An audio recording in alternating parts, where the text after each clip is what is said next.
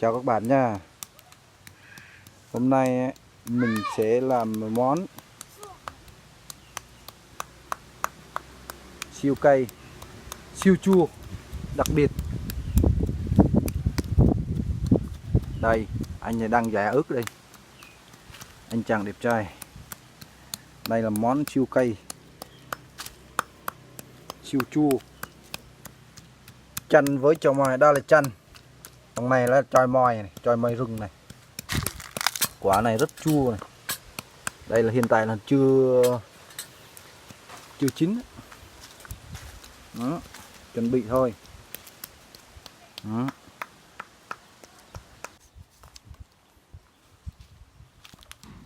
Giờ đang sắc chanh này.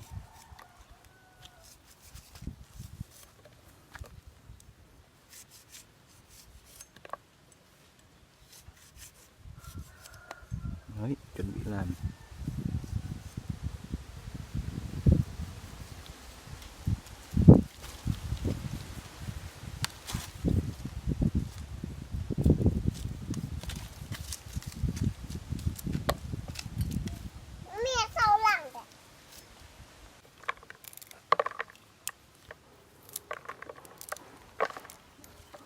Món này giải khát rất là tốt, đặc biệt là cho những người say rượu này, làm phát tỉnh ngay.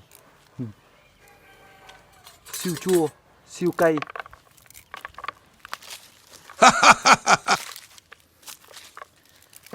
Cái quả choi mòi đây là ở Tây Nguyên đầy luôn này. Tây Nguyên là vô cùng rất là nhiều, mà khi nó chín là ăn nó rất là ngọt này. Đó, chuẩn bị, đang chuẩn bị này. Siêu cay.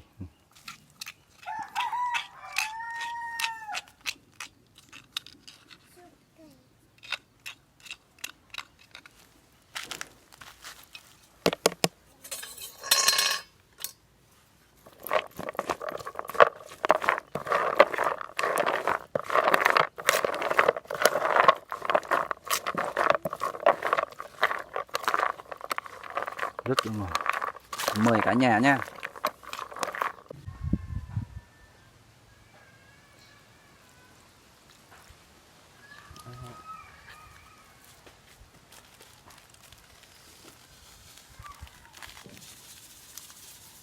Đó, đường với nước mắm. Thật sự là rất là kinh khủng luôn. Mấy bà ốm nghén là thôi rồi luôn. Mẹ cậu bị bắn. Đeo chung vào.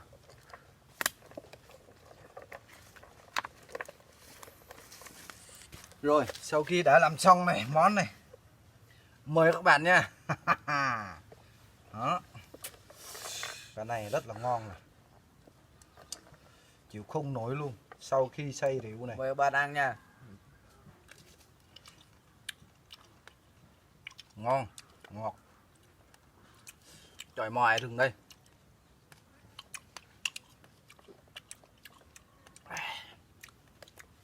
Nghe xong rồi kịp được gọi. Cái đó.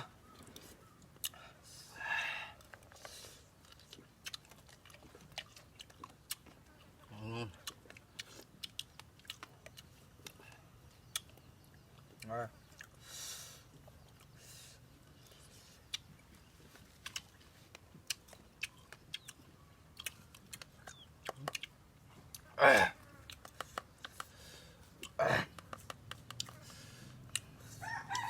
Cái này còn ngon hơn thi nữa.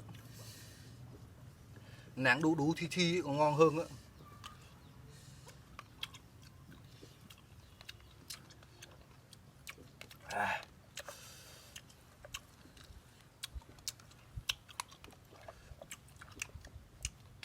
Ngon quá.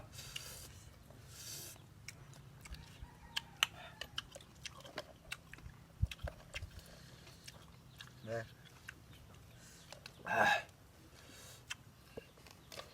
Ngon quá.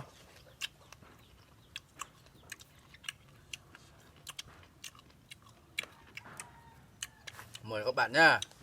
Nhớ làm theo mình nha. Cái này chắc chắn là tính rượu liền.